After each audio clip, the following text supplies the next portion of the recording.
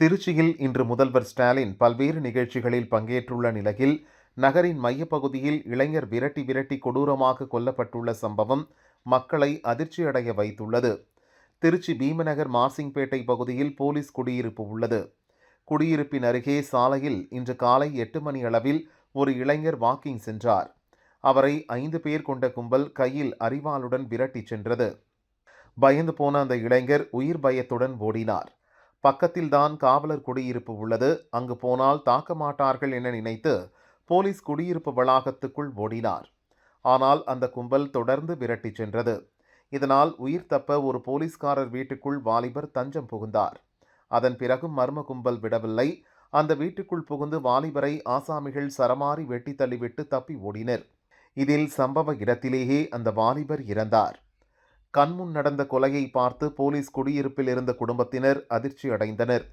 தப்பி ஓடிய ஆசாமிகளை போலீஸ் குடியிருப்பைச் சேர்ந்தவர்களும் பொதுமக்களும் விரட்டி சென்றனர். 4 பேர் தப்பி ஓடிவிட்டனர். ஒருவனை மட்டும் குடியிருப்பில் இருந்த போலீசார் மடக்கி பிடித்து போலீசில் ஒப்படைத்தனர். கொலை செய்யப்பட்டவர் அதே பகுதியைச் சேர்ந்த 24 வயது தாமரை செல்வன் என்பது தெரிய வந்தது. ரியல் எஸ்டேட் தொழில் செய்து வந்தார். பிடிபட்ட நபரிடம் போலீசார் விசாரணை நடத்தி வருகின்றனர். தொழில் போட்டியா, காதல் தகராறா என விசாரணை நடக்கிறது. தப்பி ஓடிய 4 பேரை பிடிக்க தனிப்படை அமைக்கப்பட்டுள்ளதாக போலீஸ் அதிகாரிகள் தெரிவித்தனர். முதல்வர் ஸ்டாலின் திருச்சிக்கு வந்திருப்பதால் நகர் முழுதும் போலீஸ் பாதுகாப்பு போடப்பட்டுள்ள நிலையில் திருச்சி மாநகரின் முக்கிய பகுதியில் போலீஸ் குடியிருப்புக்குள் நடந்த இந்த கொடூர கொலை சம்பவம் திருச்சி மக்கள் மத்தியில் பெரும் பதற்றத்தை ஏற்படுத்தியுள்ளது.